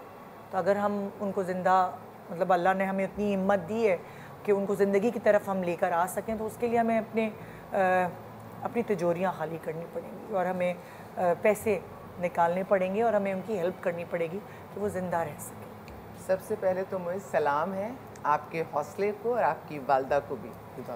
हम खुद माएँ हैं, जिस तरह से आपका चेहरा आगे पीछे हो रहा है, औलाद के लिए बात करना इंतहाई तकलीफ दे, लेकिन हम बैठे हैं, हमारी आवाम बैठी है जो बहुत हौसला रखती है, और नहीं खाली होगी किसी की तिजोरी। एक हिस्सा अल्लाह ने रखा हुआ है, वो हिस्सा दे दीजिए जो इनका हिस्सा है। और जितना हौसला आप में है, मैं कह रही हूँ कितने नॉर्मल लोग हैं जो इतना सा हौसला भी नहीं रखते। आपका तो जिगरा है, और अल्लाह ताला इस चीज़ को सलामत रखे, आपको जल्द सेहतयाब करे। और जो लोग इस वक्त सेहतमंद हैं, मैं उनसे ये कहना चाहती हूँ कि ये वाली चीज़ें अल्लाह ताला आजमाइश कहीं भी डाल देता है, नॉर्मल लोगों पर भी डाल सकता है। मैं इस वक्त यहाँ बैठी हूँ, मुझे नहीं पता अगले लम्हे क्या है। तो ये सोच कर कि किसी पर भी हो सकता है, ये हौसलामंद बच्चा है, पढ़ा लिखा बच्चा है, इसको सपोर्ट करें। कुछ इन्होंने जमा किए और कतरा कतरा पता भी नहीं चलेगा, और आप अपना उसमें से निकालिए जो इजाफी है वो जो आपकी जितनी आपकी जेब इजाज़त देती है, वो अगर कतरा कतरा दरिया बन जाता है, समंदर बन ऐसे ही हम करते हैं ना, कोई थोड़ा देता है, कोई ज्यादा देता है, निजाम चलता है। इनका भी इसी तरह चलेगा इंशाल्लाह। कोई कम कोई ज्यादा। और ये नहीं सोचिए, कभी कभी 1 रुपया भी ऐसी बरकत का होता है कि वो कितने पैसे खींच लेता है। आप ये नहीं सोचिए कि हम इतने पैसों में हम क्या डालेंगे, हमारे पास तो इतना है। अगर आप इतना भी देंगे और हर कोई ऐसा सोचेगा तो मोइज़ अपनी ज़िंदगी जी सकता है। बहुत खुशी हो रही है मोइज़ आपसे मिलकर और आपकी बातें सुनकर। बहुत सारे लोग मोटिवेशन ले रहे हैं, लेकिन मोइज़ को अभी एक अच्छी सेहतमंद लंबी जिंदगी गुजारनी है, जिसके लिए हम सब साथ हैं। और अल्लाह ताला ने आपकी ज़िंदगी लिखी है मोइज़, वो खुद ही ऐसी ज़िंदगी बनाएगा कि आपको पता भी नहीं चलेगा। और इंशाल्लाह आप पहुँचेंगे, इलाज कराएंगे, ठीक होके हमें वापस मिलेंगे इंशाल्लाह। मैंने सुना है कि इन्होंने किताब भी लिखी है, you are born to fly. ये क्या, कब लिखी, कैसे टाइम निकाला मोइज़ आपने? मैम मेरे जो मेंटोर थे डॉक्टर एच.यू. खान, अच्छा, उन्होंने जो है मुझे मोटिवेट किया। उन्होंने मुझे कहा कि मोइज़ देखो, अल्लाह ने अगर आप तो अल्लाह ने बस सेहत नहीं ना दी, तो उसके अलावा अल्लाह ने आपको बहुत जो है बहुत कुछ दिया। अल्लाह ने आपको जो दिमाग दिया, आप तो अल्लाह ने आपको अच्छा सोचने की जो है ना आप तो जो है एक ताकत दी है। तो आप जो है कुछ ऐसा करो जो डिफरेंट करो। तो अल्लाह ने अगर आपको डिफरेंट बनाया ना, तो आप काम भी जो है डिफरेंट करो। तो उन्होंने मुझे कहा कि मैं चाहता हूँ कि जब भी कोई इंसान इस दुनिया से जाए ना, तो अपनी लेगेसी जो है छोड़ दे जाए। बिल्कुल। तो आप कुछ ऐसा करो कि आप जो है लेगेसी आपकी जो है यहाँ छूटे। तो मुझे जो है माइंड में एक चला है कि मैं क्यों ना मैं अपनी जो है अपनी एक बुक लिखूँ, जिसमें मैं अपनी जो मेरे स्ट्रगल्स हैं, जो मेरे फेलियर्स हैं, मैं जिस तरह मैं आगे बढ़ा, मैं किस तरह जो है कामयाब इंसान बना, तो उस बुक में मैंने जो है ना सारी चीज़ें मैंने जो है अपनी जो है लिख दी हैं मैंने। और मैंने ये भी वहाँ जो है टिप्स भी दिए मैंने जो है ज़िंदगी में अगर आप तो कामयाब होना है, तो आप तो जो है क्या चीज़ आप तो जो है ना उस क्या किस चीज़ पर आप जो है काम करना पड़ेगा। क्योंकि हम चाहते हैं कि हम जी अगर पढ़ लिख जाते हैं, हम पैसे कमाते हैं, हम जो है कामयाब इंसान हैं, ऐसा नहीं है। हमें जब तक हमें दिली सुकून नहीं है ना, तो हम जो है कामयाब नहीं। बिल्कुल बिल्कुल, वही ना, ज़िंदगी में हर शख्स की कामयाबी की डेफिनेशन अलग है। और दिली सुकून के लिए मुझसे साथ जुड़ जाएं। जी मोइज़, ये प्रोग्राम आपके लिए ही था और आपके लिए ही है कि किसी तरह हम अपना हिस्सा डाल सकें कि इस प्लेटफॉर्म के थ्रू आप देख सकते हैं मोइज़ किस तरह पहले पढ़ा है। बहुत सारे बच्चे जो हैं वो अपनी हिम्मत ही हार देते, पढ़ते लिखते नहीं हैं कि हमने करना क्या है, आगे क्या होगा। लेकिन जो मोटिवेशन, जो इसके अंदर विल पावर है, वही इसको ज़िंदगी की तरफ लेके जा रही है। सो यहाँ अगर डिफ़िकल्टीज़ हैं और हम उसमें अपना हिस्सा डाल सकते हैं, तो बैंक डिटेल्स हमारे बैंड्स पे चल रही हैं। और आप देखिए कि बड़ी क्रेडिबिलिटी के साथ, बड़ा देखने के बाद हम किसी को यहाँ दावत देते हैं कि हम उसको सपोर्ट कर सकें। और सपोर्ट हम क्या करेंगे, हम किस खेत की मूली हैं, वो तो अल्लाह ने उन लोगों को सेलेक्ट किया है जो अल्लाह की भेजी हुई चीज़ इस तक पहुँचा सके। इस बंदे का हिस्सा आप डाल दीजिए और अल्लाह के पास से आप ले लीजिए प्रॉफिट समेत। बिल्कुल बिल्कुल। सो इंशाल्लाह हमारे पास मोइज़ कितने दिन है कि हम ये रकम इकट्ठी कर सकें और आप डॉक्टर्स के पास पहुंच सकें। मैम मुझे जो डेडलाइन दी ना यूएस एक्सपर्ट्स ने, पहले तो मुझे जो उन्होंने लास्ट ईयर बुलाया था मुझे। अच्छा। लास्ट ईयर जो है ना मेरा जो है बहुत से इश्यूज आए थे। हमारा वीज़ा जो है ना पहले इशू मेरा था बहुत बड़ा। फिर जो है ना ये फाइनेंशियल सिस्टम बहुत बड़ी जो है ना ये हमारा इशू था। तो अब मुझे डॉक्टर ने कहा कि आप हमें 1 जुलाई 2024 तक हमें बता दें, ताकि आप इस साल हम जो है ना आपके अरेंजमेंट, आपके जो है ट्रायल हैं, जितनी भी जो चीज़ें हम आपसे जो है ना हम जो है तैयारी करना जो है शुरू करें। और मुझे यूएस जो है ना 7 नवंबर 2024 से पहले जो है मुझे यूएस होना चाहिए। क्योंकि 7, 8, 9 जो है इन 3 डेट्स में वर्ल्ड वाइड एक्सपर्ट जो है यूएस जमा हो रहे हैं, जो कि मुझे जो है एग्जामिन करने से प्रॉपर्ली जो है मेरा जो एग्जामिन हो जाए और मुझे जो है ना जो बेहतरीन जो ट्रायल्स हो रहे हैं ना, जो कामयाबी जो है ट्रायल्स हो रहे हैं, उसमें मुझे जो है ना मुझे जो है एनरोल किया जाएगा। तो हमारे पास तकरीबन 2 से 3 महीने हैं जी, जिसमें हमने ये रकम इकट्ठे कर क्योंकि मैम जितना हम डिले करते रहेंगे ना, उतनी जो चीज़ें वो जो खराब होंगी। और अभी जो किसी भी चीज़ है जो एंड होता है वो होता है रेस्पिरेटरी फेलियर होता है। और मुझे लंग्स का जो है इशू जो ना ये तो 6-8 महीने होते हैं मुझे लंग्स का इशू मुझे हुआ हुआ। और मुझे ब्रीथिंग इशू अगर मुझे हो तो मुझे जो है सिवियर मुझे होते हैं, और उसको कंट्रोल करना जो है ना बड़ा मुश्किल जो है ना हो जाता है। तो इसलिए मैं चाह रहा हूँ कि हम जितना जल्दी हो सकते जो है ना मेरे जो है ट्रीटमेंट जो है शुरू हो, ताकि मैं जो है ना जो पेन मुझे होती हैं तो जो है ना मुझे जो है आप पेन किलर जो है मेरे ऊपर जो है काम नहीं चलती। अभी जब मैं लाहौर से कराची में आया हूँ तो मैं जो है सिवियर पेन से मैं जो है यहाँ पहुँचा हूँ मैं। और मैं जो है ना मैं सिर्फ इसलिए मैं जो है जा रहा हूँ, इसलिए मैं जो है जड़ से निकल रहा हूँ, क्योंकि अल्लाह भी चाहता है कि जो इंसान अपने लिए मेहनत करते ना, फिर मैं जो है मैं जो बिल्कुल, कितनी आपने प्यारी बात कही है, क्योंकि आसान नहीं है, क्योंकि यहाँ रहते नहीं है, ये फ़्लाइट लेकर यहाँ आना ये बच्चा जिस कॉन्फिडेंस से माशाल्लाह मेरा दिल खुश हो रहा है, बात कर रहा है, इसको अपनी सारी बीमारी का पता है, इसको पता है मेरे साथ आगे क्या क्या मामला। क्रेडिट जो है सीमी को बहुत जाता है, आपकी बहन बेटियों को जाता है, क्योंकि मैंने पिक्चर्स देखी हैं कि किस तरह आप लोग इनको लेके चलते हैं। फैमिली सपोर्ट की वजह से मोइज़ यहाँ तक पहुँचे हैं। तो मैं उन लोगों को बताना चाहती हूँ जो अपने बच्चों को सपोर्ट नहीं करते और फिर बाद में ये कहते हैं कि वो तो देखें दिल हार गया। तो जब मोइज़ को सपोर्ट और कॉन्फिडेंस लेवल उसका इसीलिए इतना अच्छा है कि वो बहनों का और पेरेंट्स का साथ है उसके पास। तो आप मुझे बताएं कि मोइज़ को किन किन चीज़ों का सामना करना पड़ा, क्या जो आसपास के आपके लोग रिश्तेदार वो किस तरह के रहे हैं हमेशा, क्योंकि मोइज़ का कॉन्फिडेंस लेवल देखकर लगता है कि उसको ये वाली सपोर्ट बड़ी अच्छी मिली है। इससे तो जब भी किसी ने पूछा ना कि बेटा आपका क्या हाल है, इसने क्या कि मैं बिल्कुल ठीक हूँ, इसने कभी नहीं कहा कि मुझे कुछ है। तो पेरेंट्स और रिश्तेदारों ने तो कभी माशाल्लाह बहुत सबने प्यार किया इसे। इसकी प्रिंसिपल जो बीकन हाउस में ये पढ़ा हुआ है जी, इसकी प्रिंसिपल मैडम अजरा मजीब जी, उन्होंने बहुत साथ दिया इसका। हाँ, स्कूल में एडमिशन आराम से हो गया, क्योंकि बहुत सारे लोग तो कहते हैं स्कूल में एडमिशन ही नहीं। ये बिल्कुल ठीक था, ये तो ऐसा ऐसा इसका मसले ये बढ़ते गए हैं ना। हाँ, है ना, उसका नाम है फाइब्रोडिस्प्लेसिया और सिस्टिफिन प्रोग्रेसिवा। इसमें जो वर्ड है ना प्रोग्रेसिवा, ये जो है डिजीज आहिस्ता ये जो प्रोग्रेस चलती है। और हमारी जो एवरेज एज है ना वो है 20 ईयर्स। 20 ईयर्स में आप जो है मोबिलिटी मुकम्मल जो है ना आपकी जो है ना आप रिस्ट्रिक्ट आप हो जाते हैं। और मैं 24 का हूँ, मेरी जो है 97% मोबिलिटी मेरी जो है रिस्ट्रिक्ट है। मुझे अगर कहीं यहाँ अगर हिलना भी है तो मुझे जो है स्पोर्ट की जो है ज़रूरत मुझे पड़ती है। मुझे हर काम पे जो है ना मुझे स्पोर्ट की जो है बहुत ज़रूरत पड़ती है। इसलिए जो है ना मुझे जो यूएस से जो एक्सपर्ट्स हैं वो बार बार यही बात कह रहे थे, मुझे जितना डिले हो जा उतनी जो है चीज़ें आपकी जो है वर्स्ट होंगी। जो कि आपकी जो है आपके सामने जो है ये सब नज़र आ रहा है। एग्जैक्टली। देखिए, हमने मोइज़ की वजह से ये प्रोग्राम डिज़ाइन किया है, सिर्फ इसलिए कि हम उसके किसी काम आ सकें। बैंड्स अकाउंट डिटेल्स जो डायरेक्ट मोइज़ के हैं वो हम ऑन स्क्रीन चला रहे हैं। आप जितना कर सकते हैं उसकी मदद, क्योंकि वही वाली बात उसने सीरियसनेस बताई है कि जितना डिले हो रहा है उतनी ही उसकी मोबिलिटी जो है वो कम होती जा रही है। सो जितना उसको फ्लाई कर अमेरिका पहुंचना है, जितनी जल्दी ये चीज़ हो सके। पैसा अगर सही जगह इस्तेमाल हो जाए एग्जैक्टली, तो वो पैसे की वर्थ है। बिल्कुल। तो अगर यहाँ पे इस्तेमाल हो रहा है तो ये उस पैसे की वर्थ है, उसको इस्तेमाल होना चाहिए यहाँ। और फिर यही कहूँगी कि आप थोड़ा सा देंगे पलट कर बहुत सारा आ जाएगा। जो बर्तन आप खाली करते हैं वो बर्तन अल्लाह फिर भर देता है। फिर भर देता है। छोटा सा वक्फा ले रहे हैं, वक्फे के बाद देखते रहिए गुड मॉर्निंग पाकिस्तान।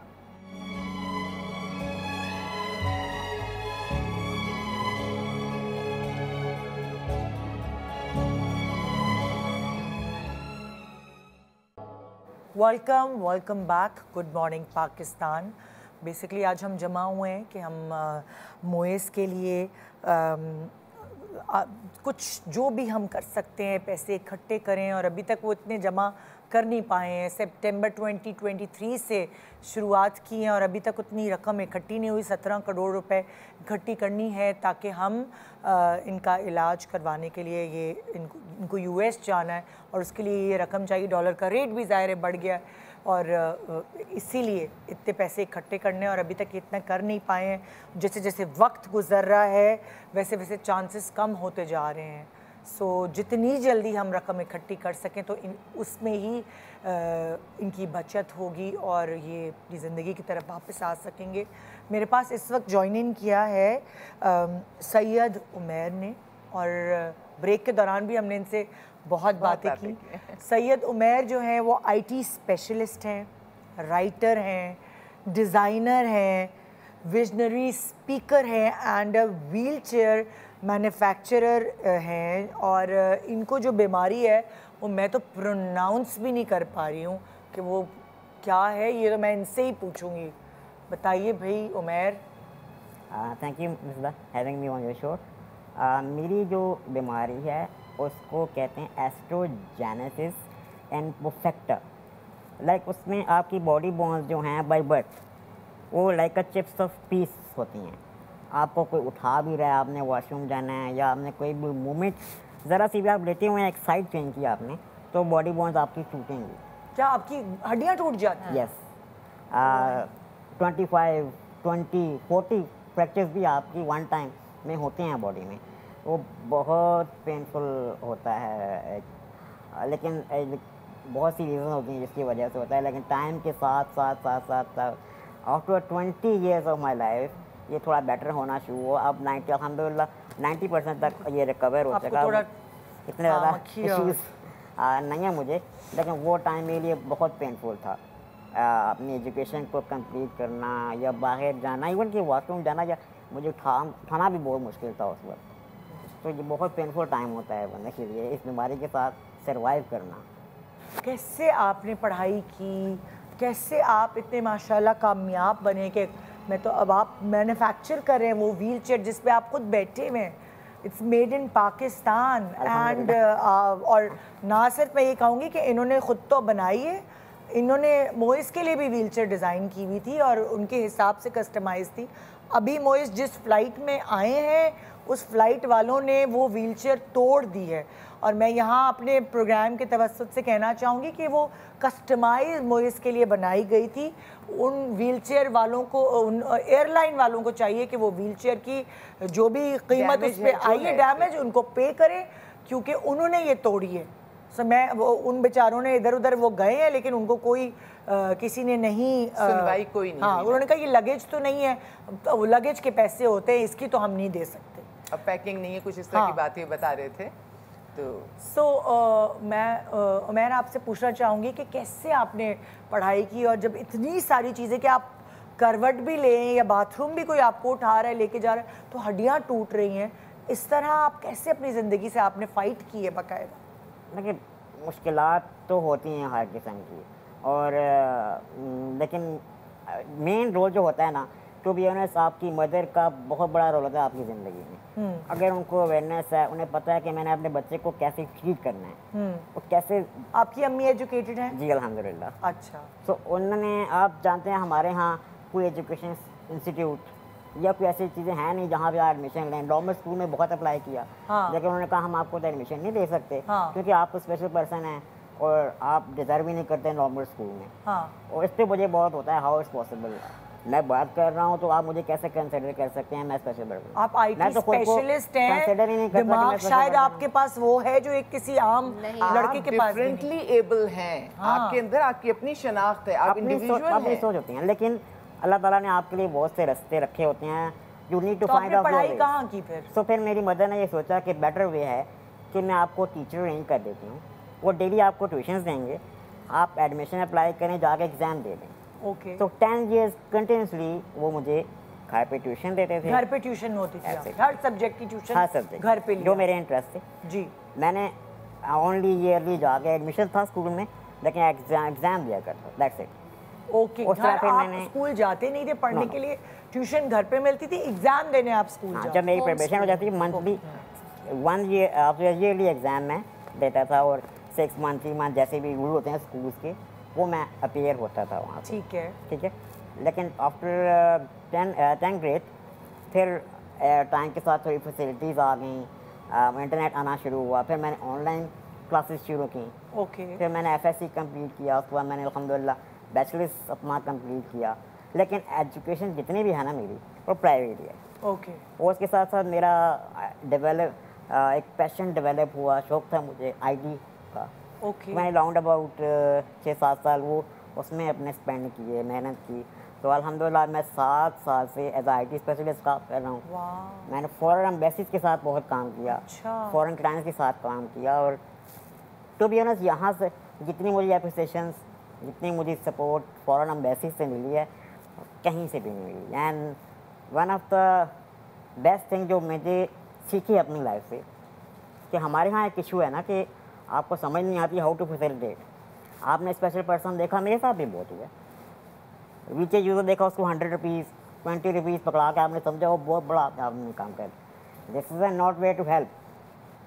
आप किसी को डोनेट चैरिटी करके हेल्प, आप उससे पूछ लें कि मैं क्या कर सकता हूँ आपके लिए। आप अगर एजुकेटेड हैं तो उसकी 10 मिनट ट्यूशन दे सकते हैं, आपके पास कोई स्किल है आप उससे स्किल सिखा सकते हैं। कुछ भी नहीं कर सकते, उसके बाद बैठ के 2 मिनट बात ही कर लें, तो this is one of the best way to treat. और मुझे बहुत से लोग ऐसे मिले जिन्हें मुझे स्किल सिखाई, जिन्होंने मुझे टीच किया, मेरी टीचर्स ने बहुत सपोर्ट की। इस वजह से फिर और मैंने एक चीज़ सीखी है कि जब जर्मन एम्बेसडर से मेरी एक आर्टिकल मेरे बारे में पब्लिश किया था डॉन न्यूज़ में, तो वो जर्मन एम्बेसडर ने रीड किया, तो वो स्पेशली विज़िट किया उन्होंने मेरे घर पे। उन्होंने देखा स्किल्ड हूँ मैं, डिज़ाइनर हूँ, राइटर हूँ, कि मैं बहुत ही न्यूज़पेपर की आर्टिकल भी लिखता था। और फिर उन्होंने मुझसे कहा कि उमैर के we don't have a issue about money, मैं आपको अगर अभी 10 लाख 20 लाख का चेक दूँ तो I can provide you, this is no issue, लेकिन this is not a rule. वो आप कितना टाइम स्पेंड करेंगे, आप ऐसा करें, आप प्रिपरेशन करें। हमारा हर साल यूनिटी डे सेलिब्रेट किया जाता है 3 अक्टूबर को। मैं आपको प्लेटफॉर्म प्रोवाइड करता हूँ, आप वहाँ पे आएँ, 2 मिनट 3 मिनट वट एवर जो भी आप। एक तो ऐसे करें कि हमारे लिए एक मग डिज़ाइन करें एज अ डिज़ाइनर। क्या डिज़ाइन करें? मग, मग, कप ऑफ टी, कप, हाँ, ठीक है। और मैं देखना चाहता हूँ आपकी स्किल, वो मैंने डिज़ाइन किया।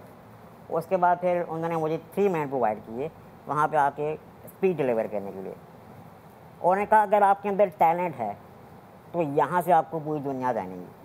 क्योंकि इस वक्त फॉरेन मीडिया, तमाम फॉरेन एम्बेसीज, जितने भी हाई प्रोफाइल लोग हैं वहाँ पे मौजूद होंगे। तो 3 मिनट मैंने स्पीच की और अल्हम्दुलिल्लाह मेरा बहुत अच्छा एक्सपीरियंस रहा। और उसके बाद उन्होंने वाकई उन्होंने सच बोला था कि मेरे लिंक्स वहाँ से प्रोवाइड हुए। फिर उसके बाद आहिस्ता आहिस्ता करते करते उन्होंने ये किया था तो कि आप पैसे कैसे कमाते हैं? मैं, हाँ, मेरा IT बिजनेस है, हाँ, मेरा व्हीलचेयर का बिजनेस है। ओके। और अब मैंने स्टार्ट किया है ट्रांसपोर्टेशन का। और अच्छा, हाँ, और लेकिन ये है कि हमें ये चीज़ सीखनी होगी, डोनेशन चैरिटी आप कितनी करेंगे।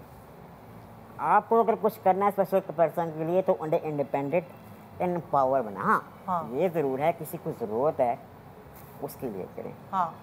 और दूसरी चीज़, इस वक्त हम मोइस के लिए यहाँ जमा हुए हैं, ज़रूरत है, आप इतनी कर सकते हैं, बिल्कुल। लेकिन पहले आप देखें कि कैसे हम independent, empower and respectable life बना सकते हैं किसी को।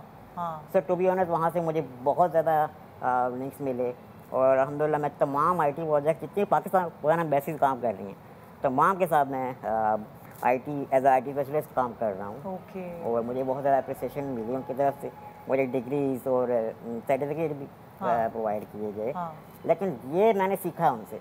और आपकी अम्मी का कितना रोल है आपको यहाँ तक पहुँचाने? हाँ, मेरी मदर अगर स्ट्रगल ना करती, सफ़र ना करती तो मैं यहाँ आपके सामने ना बैठा होता।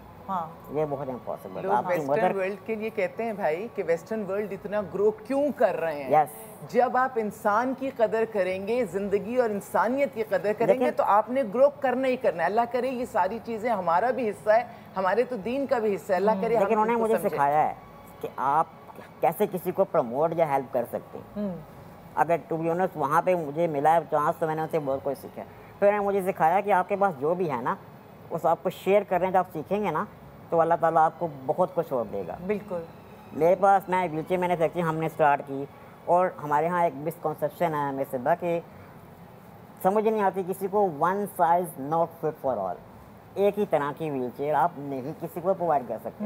अब मैं अपनी चेयर पर इसको बिठा दूँ वो नहीं यूज़ कर पाएंगे। ठीक है, आपको देखना पड़ेगा कि किसको क्या चीज़ ज़रूरत है। उस तरह की आप बनाएं, चाहे मैनुअल है, पावर है। इस वक्त तो इस वक्त मोइस को उन पैसों की ज़रूरत है जो जिसकी डोनेशन का ये हक रखता है। और यहाँ हम मोइस के जो बैंक डिटेल्स हैं वो चला रहे हैं स्क्रीन पर, और वो आप जब भी देखें, जब भी आपकी नज़र पड़े, क्योंकि प्रोग्राम यूट्यूब पे भी चलता है, तो जब भी आपकी नज़र पड़े इस पर बस आपने अपना फ़ोन उठाना है, अपने ऐप पे जाना है, हिस्सा डाल देना, अपना हिस्सा डालें। एंड टू बी ऑनेस्ट जब मैंने व्हीलचेयर मैन्युफैक्चरिंग से आप 5-6 साल से हम बना रहे हैं। और अल्हम्दुलिल्लाह पूरे पाकिस्तान में हमने बहुत सी व्हीलचेयर स्पॉन्सर किए हैं। और मैं एक चीज़ और देखी है कि अगर किसी ऑर्गेनाइजेशन में किसी को क्रिटिसाइज नहीं कर रहा, मेरा अपना विजन है, अपना काम करने का स्टाइल है, वो पीछे लोगो लगे होते हैं, पीछे उनके नंबर, हर चीज़ मेंशन, प्रमोशन होती है कि हमने चैरिटी की, डोनेशन की। लेकिन पूरे पाकिस्तान में इस वक्त लोगों के पास मेरी बनाई हुई हमारी पावर व्हीलचेयर हमारी कंपनी की, किसी पे कंपनी का लोगो भी आपको नज़र नहीं आएगा। बिल्कुल। सो बेसिकली आज ये प्रोग्राम जो आप देख रहे हैं ये सारे मोटिवेशनल स्पीकर्स रहे हैं बेसिकली। तो बताना ये चाहते हैं कि ज़िंदगी से हार माननी नहीं चाहिए, क्योंकि ये जो जंग है ना बेसिकली ये यही है जो सब अपने अपने मैदान में लड़ रहे हैं अपनी ज़िंदगी के हिसाब से। आप इनमें कुछ कहना चाहेंगी? मुझे लगता है कभी कभार हमें ये सीखना चाहिए कि हम यहाँ नहीं बैठे होते कुछ सिखाने वाले, हमें लोगों से सीखना चाहिए। तो मुझे तो लगता है यहाँ हमारे लिए, मतलब मेरे पास तो कोई एडवाइस ही नहीं होगी जो मैं इनको दे सकूँ, बल्कि मुझे लगता है हम सबको इनसे सीखना चाहिए। हाँ। ये वो एग्जाम्पल्स हैं जो हमें बताते हैं कि हम किन मसाइल पे रो रहे हैं और किन मसाइल के बारे में कंप्लेन करते हैं, जबकि ज़िंदगी से जंग लड़ने के उसूल ये हैं। So I think I am only grateful कि हमें और हम सबको भी जो इनको देख रहे हैं उनको देखना चाहिए और सीखना चाहिए बनिस्बत इस जगह पे हों कि हम इनको कुछ भी बता सकें। So I think we should all learn from you. भाभी आप कुछ कहेंगी? ये देने वाले हाथ हैं, रब का करम है। आप जब देने की नीयत रखते हैं तो आपको वो सलाहियत दे देता है कि आप देने वाले हाथ हैं। आप अपने अंदाज में कर रहे हो, जो मोटिवेशन मेरे इस बच्चे के पास है, मोइस के पास है, इतना पॉजिटिव तो मैंने बड़े बड़े अमीरों को नहीं देखा। ये आज अपने लिए, और अल्लाह करे इसको ज़िंदगी सेहत मिले, कामयाब हो जाए, आज ये डोनेशन इसकी कलेक्ट हो जाए, इतने तो मैंने उनको नहीं देखा जिनके अकाउंट्स भरे हुए हैं। और ये इतना अच्छा मोटिवेट ये कर रहा है। और उसकी अम्मा और उसकी ज़िंदगी की डेफिनेशन कामयाबी की ये है कि इंसान को मुतमईन और खुश होना चाहिए। वही इंसान तो खुश रह सकता है जो मुतमईन है, और ये बहुत मुतमईन है। मुझे कैसे आप कहते हैं हौसला मिला, जब मैंने अपने इर्द गिर्द लोग तो मुझे पैरालाइज लोग मिले, जो अगर एक टू बी ऑनेस्ट मैंने बाहर निकलना शुरू किया, लोगों से मिला, मुझे ऐसे ऐसे लोग मिले हैं जो 9-2, 10-10 साल से एक कमरे में ही हैं, बाहर नहीं निकले। और मुझे जहन की ताकत नजर आ रही है। मुझे मैंने तो इस वक्त पूरा पाकिस्तान घूमा है अल्हम्दुलिल्लाह। अशरफुल मखलूकात है, तो अगर अल्लाह ने आपको दिल दिया है और दिमाग दिया है तो आप फिर कुछ भी फतह कर सकते हैं। मोइस की अभी क्या एज है सीमा जी? 24। सो देखिए एक 24 का नौजवान यहाँ पे मौजूद है और इसको हम ज़िंदगी की तरफ वापस ला सकते हैं। जैसे जैसे मिनट, जैसे जैसे दिन गुजर रहे हैं वो चीज़ और कम होती जा रही है, टाइम हमारे पास कम है। तो इसीलिए ये जो बैंक डिटेल्स हैं हम आपको बार बार ये चला के दिखा रहे हैं कि आप सोचेंगे, समझेंगे, करूं ना करूं, देर ना कीजिए, क्योंकि फिर जब आपके दिमाग में आएगा है काश मैं दे ही देता ये पैसे। घड़ी की टिक टिक टिक टिक टिक इनके लिए, हमारे लिए शायद कोई खुशी की खबर है, लेकिन इनके लिए टिक टिक जो जा रही है वो इनके लिए मुश्किलात है। 17 करोड़ जमा एक अच्छी अमाउंट है, तो थोड़ी जल्दी 17 करोड़ रुपए PKR, तो पाकिस्तानी रुपए ये इकट्ठे करने हैं ताकि वो US जाकर अपना इलाज करवा सकें। मैं आप फिर भी बहुत सारी दुआएं हमारे तरफ से हैं, इंशाल्लाह लगे रहेंगे हम इसमें, बार बार वक्तन फ़वक्तन लोगों को याद दिलाते रहेंगे, इन टच रहेंगे इंशाल्लाह। बहुत शुक्रिया आपका शो पे आने का। गुड मॉर्निंग पाकिस्तान, खुदा हाफिज़।